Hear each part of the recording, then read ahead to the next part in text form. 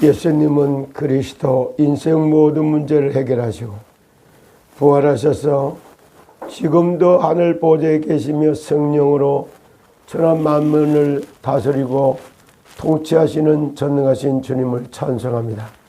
부활절 아침을 통하여 부활의 소망을 가지고 새롭게 인도해 주옵소서. 예수 그리스도 이름으로 기도하옵나이다. 아멘.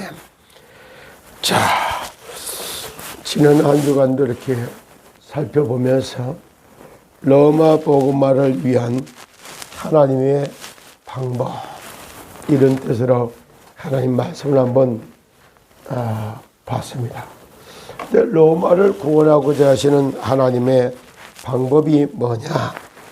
다시 한마디로 얘기해서 보면은 실제 로마서를 기록해서 로마에 전달해 주는 것, 그것이 로마 복음의 출발점이다.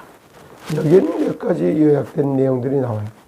먼저 로마에 가서 복음만 전하려고 하는 이런 마음보다는 사도 바울도 피차에 한마디로 얘기해서 보면 로마에 있는 제자들을 제자 사역할 수 있는 마스터 플랜이라고 그럴까? 그런 말씀이 정리되는 그런 것이 필요하고, 두 번째는 로마서에 있는 제자들에게 이 메시지가 전달되면 그 말씀을부터 묵상하는 가운데 로마의 시민들에게 복음을 전하고자 하는 하나님의 양동작전이다. 그리고 바울이 준비된 만큼 메시지가 준비됐고, 메시지가 전달된 만큼 제자들이 세워지고, 그거를 통해서 시민 구원하는 건 제자들 손에, 그리고 가이사 앞에 복음을 들고 서야 하기 위해서 바울은 또 가이사 앞에 복음을 들고 서야 하는 이런 로마 복음을 위한 하나님의 절대적인 계획과 그런 방법들을 8절부터 17절까지 한번 잠깐 읽고 얘기를 이어가겠습니다. 자, 먼저 내가 예수 그리스도로 말미암아 너희 모든 사람에 관하여 내 하나님께 감사함은 너희 믿음이 온 세상에 전파됨이로다.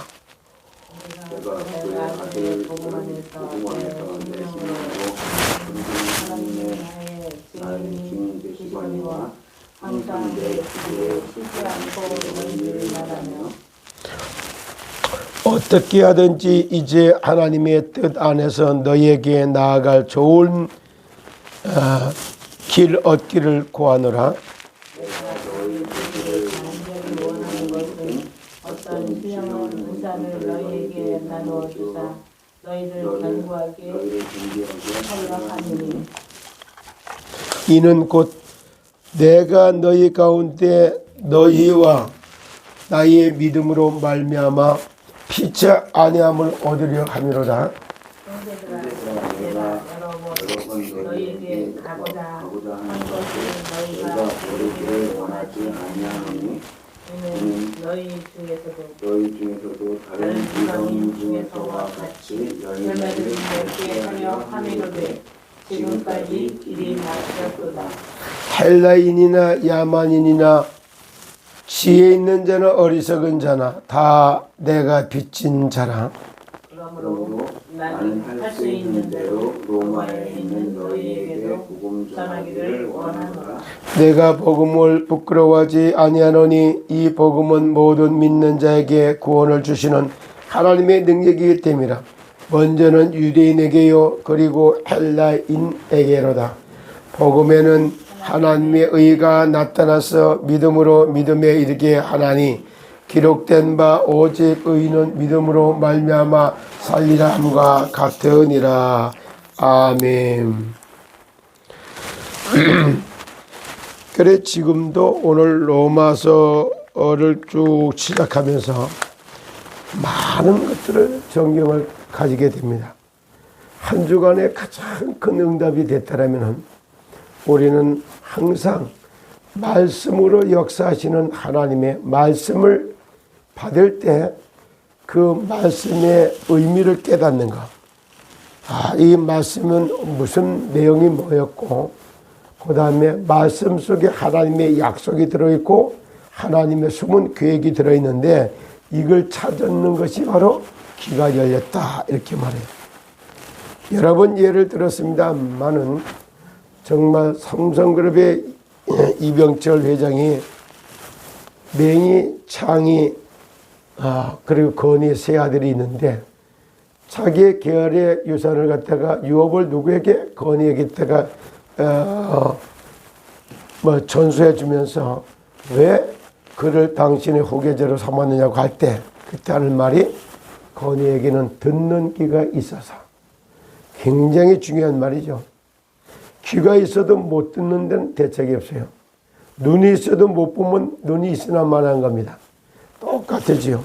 귀가 있어도 듣지를 못하고 눈이 있어도 보지를 못하고 입이 있어도 말을 하지 못한다면 그것이야말로 참 저주라고 얘기할 수 있겠죠. 이와 같이 실제 한 주간을 지나면서 가만히 생각했어요. 참 이번 한 주간에는 별로 월요일날 참 또 천안으로 해서 정말 기영의 그쪽을 한번 돌아보는 이런 과정을 거치고 그러고 난 이후에 일주일 내내 대전에서 있으면서 참 한 주간을 가만히 생각해 보면은 참 건강 나라, 하나님 나라, 대한민국이라고 하는 이런 주제를 놓고 그리고 참 많은 정말 지역 복음화, 민족 복음화 할 수 있는 사실적인 메시지가 상당히 로마서 정리하는 것처럼 정리가 되는 그런 한 주간이었다 이렇게 생각해요. 그동안에 늘 해왔던 것처럼 주 안에서 내 몸을 돌보고 아끼고 사랑하고 거기에서 증거를 가진 증인으로 서게 되는 그게 이제 사실 하나님이 우리에게 베풀어주는 은혜와 사랑과 측량할 수 없는 꿈과 비전이 다 들어가 있는데 우리는 이것만 빼놓고 다른 걸 다 하고 있는 이런 모습을 볼 수가 있죠. 하나님의 자녀가 받을 축복이 들어있는 말씀이라 놓고 오늘 신명기 33장 29절을 써놨어요. 이스라엘이여 너는 행복한 사람이로다. 하나님이 이스라엘을 바라다보고 너는 행복한 사람, 이스라엘이 한 명이에요. 그렇지 않잖아요. 야곱은 하나지만 이스라엘은 12제자로부터 지금으로 말해버리면 2천만이 가까운 사람들이 이스라엘이요. 이 말은 제사장으로 뽑힌 사람들이요. 제사장 나라의 백성들이요. 너희는 행복한 자로다. 이렇게 보는 것이 맞죠. 이와 같이 이스라엘이여 너는 행복한 자로다. 그래요. 왜? 여호와의 구원을 너같이 받은 백성이 누구며 하나님으로부터 구원받은 백성이라는 것에 대한 얼마나 자부와 긍지를 잃어버리고 사니까 역대하는 말이죠. 똑같은 거요. 대한민국아 너희 나라는 복받은 나라다. 행복한 자다. 왜? 제사장 나라로 선택받았기 때문에 그렇다. 이렇게 되면 우리에게 주는 메시지가 똑같은 거예요. 이런 말씀을 하나씩 받아가면서 그러면서 하는 말이 뭐예요? 그는 너를 돕는 방패요. 내 영광의 칼이로다. 너를 돕는 방패. 참 사단의 공격으로다가 참 내 영적 싸움에 이길 수 있는 적의 공격으로부터 너를 지켜주겠다. 방패다. 지켜주겠다. 이런 말이죠. 영광의 칼이로다. 영과 혼과 관절과 골수를 찔러 쪼개기까지 하는 아주 예리한 수술칼 같지만 양날에 붙는 것 같은 그런 영광의 칼이로다.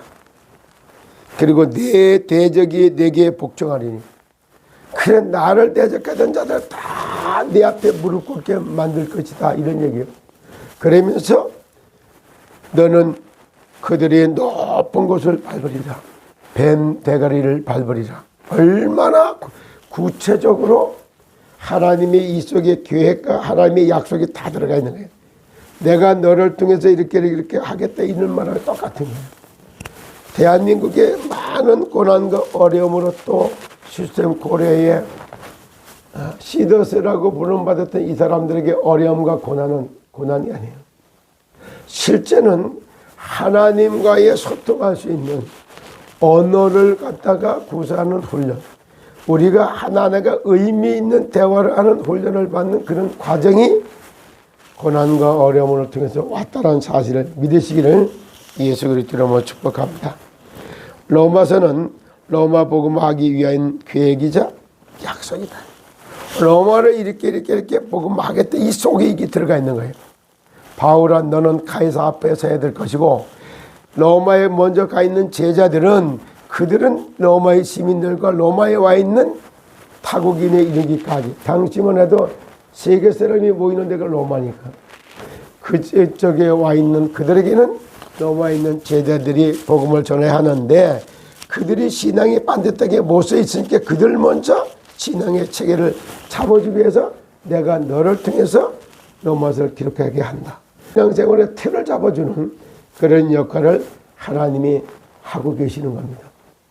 그래서 메시지가 정리된 이걸 보고 말씀을 갖다가 편집, 설계, 디자인, 복음을 각인, 뿌리, 체질 똑같은 말들이에요. 말씀을 어떻게 듣고 어떻게 정리가 되느냐에 따라 전체가 달라지죠. 그와 같죠. 어떻게 하나님의 뜻 안에서 너에게 나아갈 좋은 길을 얻기를 구한다. 그 응답으로 로마서를 지금 기록하고 있단다. 내가 한번 메시지라고 끝나버리면 끝나지만은 내가 이렇게 메시지를 기록해서 전달해주면 너희들이 읽고 또 읽어보면 점점점 그 말씀이 하나님의 뜻과 계획을 발견하고 하나님의 진짜 구원하심을 갖다 알게 될 것이다. 이런 뜻이 되겠죠. 형제들아, 여러분 로마에 가려다가 길이 막혔다. 계속 길이 막힌 것 같은데 아니요. 메시지를 정기형으로 묶어서 읽고 또 읽고 하면서 개인화시키고자 하는 텍스트북으로 성경으로 기록해서 전달하고자 하는 하나님의 계획이 있던 겁니다. 그리고 제자들을 일으켜 세우고자 하는 계획, 정말 마스터 플랜을 짜게 되는 그런 기회를 이렇게 주고 있는 겁니다. 오직 편지 쓰는 것은 하나님의 계획은 말씀을 각인, 뿌리, 체질로 하고 편집, 설계, 디자인하고자 하는 그 숨은 계획이 딱 들어가 있는 거예요. 제자가 제자답게, 의인이 의인답도록 세워가고자 하는 하나님의 말씀을 담아서 전달하는 이런 하나님의 놀라운 로마 복음의 계획이 이렇게 구체화되고 있는 거죠. 바울이 하나님께 감사하는 내용이 무엇일까요? 감사의 수준이 있는 감사를 찾아보라. 감사가 뭐고, 뭐 때문에 감사고, 그리고 수준 있는 감사가 무엇인가를 지금도 첫마디는 먼저 내가 예수 그리스도로 말미암아 모든 사람에 관하여 내 하나님께 감사함은 너희 믿음은 온 세상에 전파됨이라. 하나님께서 믿는 너희들 통해서 로마 온 땅에 복음이 전개되는 소리를 들으니까 내가 너무너무 감사하다. 너희를 사용해 주시는 하나님께 감사한다. 또 너희를 데리고서 생명운동 10% 운동, 로마 복음화 운동을 하고 있는 거 보니까 내가 복음에 비친 사람인데 나를 대신해서 그들에게 복음을 전해주도록 해주니 너무너무 나는 감사하다. 감사하는 내용이 그런 내용입니다. 감사하는 내용과 그 수준 있는 감사를 찾아봐라. 생명을 받고 양육되고 제자로다가 성장시키는 하나님을 바라다 보는 게, 빌립보 1장 6절에 너희 속에서 착한 일을 시작하시니가 그리스도의 예수의 날까지 이룩한다. 빌립보 2장 13절에 너희 안에서 행하시는 분은 하나님이에요. 하나님의 넘어있는 제자들 통해서 영접운동, 양육운동, 치유운동이 일어나는 걸 들으니까 너무 감사하다, 이런 말이. 그래서 우리가 구원받은 하나님의 백성들이 영생주의로 작정되어 있는 사람, 태신자라고 해야 되죠. 태신자, 그를 태자. 하나님의 자녀가 된 자 하자. 지역민족 복음하고자 하는 지자. 민족 복음하고자 하는 자 민자. 세계 복음하고자 하는 세자로 인생을 업그레이드해 가시는 그 하나님을 찬양하며 감사가 있기를 예수 그리스도로 이름으로 축복합니다. 그리고 세 번째, 복음의 진수. 복음을 부끄러워하지 말고 소중하게 다룬다. 지금 복음을 얼마나 가치 있게 전달하고 가치를 전달하는가. 복음의 가치, 생명의 가치를 전달하고 있는 이런 모습을 보잖아요. 생명보다 더 가치 있는 것이 있는가. 지나친 것이나 모자라는 것은 가치를 모르게 하는 속임수에 불과한 것이다. 오버센스 하는 것도 복음이 복음되지 못하게 만드는 사단의 전략이요. 복음을, 완전한 복음을 받아놓고도 모자라는 것과 쟁동하는 것도 사단의 속이는 속임수에 해당된다. 이런 말씀이 되겠습니다.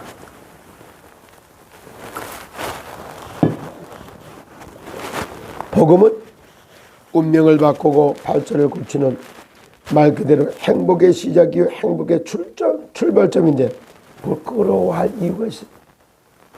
내가 이렇게 허물과 죄로 죽어서 정말로 영적인 갈급함을 해결하기 위해서 온 세상을 떠돌고 다녔던 지난날의 과거를 돌이켜보고, 그러다가 하나님의 은혜로 주가 그리스도고 그리스도가 예수라는 걸 깨닫고 십자가의 죽으심과 피 흘림을 통해서 죄로 인한 저주 문제가 끝났고 사망 권세, 지옥 권세를 깨뜨리고 부활하시고 보좌에 계시고 성령으로 역사하시는 이 사실을 마음으로 믿고 입술의 고백을 통해 하나님의 자녀가 된 이 사실에 대한 얼마만큼 정말 감사함과 복음의 가치를 실제로 누리고 있는가. 이거 복음은 운명을 바꾸고 발전을 고치고 행복의 출발점이 시작이 되는 건데, 근데 왜 복음을 부끄러워합니까? 마귀에게 속아서 뭔가가 인간적인 윤리적인 이런 데에서 도덕적 잣대나 윤리적 잣대를 놓고 보니까 내가 아직 성화되지 못해서 거룩해지지 못해서 이런 상대적인 이런 걸 가지고 오히려 부끄럽게 생각한다. 절대 그렇게 할 필요가 없다 이 말이에요. 당당하게 하나님의 자녀가 됐고, 그리고 운명을 바꾸고 발전을 고친 것에 대한 확신을 가지고 당당하게 인생을 살아가시기를 그리스도 예수 이름으로 축복합니다. 결론이요. 삶의 방법은 오직 의인은 믿음으로 말미암아 살리라 함과 같다. 무슨 말이야? 물고기는 오직 물속에 살아야 된다. 틀린 말이 아니죠. 나무는 오직 땅에서 살아야 틀린 말이 아니죠. 똑같아요. 오직 구원받은 하나님의 자녀는 그리스도 예수 안에서 살아가는 방법을 배우는 거예요. 바로 부활하시고 생명의 성령으로 역사하신 그리스도와 함께 이드 먹고 마시고 생활하는 것. 의인은, 시더는, 하나님의 자녀는 같은 말이에요. 시더나 하나님의 자녀나 의인이나 동일한 말이다 이 말이에요. 주 안에서 덜보고 아끼고 사랑하는 증거를 생각사자 발들 양자 생각의 빛이 임하는 거란 말이에요. 그것이 그리스도의 사랑이에요. 그리고 그리스도의 사랑의 빛이 비칠 때마다 허물과 죄로 죽었던 영혼들이 다 살아난 역사가 있단 말이에요. 영적으로 잡히고 묶이고 눌려서 고난과 가난과 저주 가운데 있는 그들에게 실제 생명의 복음을 나눠줄 줄 아는 그런 능력 있는 그리스도의 사람들이 되시기를 예수님의 이름으로 축복합니다. 베드로전서 3장 18절에 예수 그리스도께서 육신으로는 죽음을 당했지만 영으로 다시 살았다. 부활을 의미합니다. 우리도 부활한 몸으로 영생에 들어가게 되는 것을 소망에 두고 정말 그리스도의 소망, 그런 단어를 썼어요. 참 그리스도에 관해서 5가지를 깔끔하게 정리해놓은 이런 걸 볼 때는 정말 이성희 변호사님도 나는 법조인으로서 법을 가지고 변호사 중에서 가장 전도 잘하는 변호사가 되겠다 이런 이야기. 그리고 복음으로 네트워크를 형성해 가지고 그래서 진짜 한 지역 한 나라를 완전히 복음화시키는, 하나님 나라를 그 땅에 실현시키는 그런 복음의 네트워크를 형성하고 싶다 이런 걸 밝히더라고요.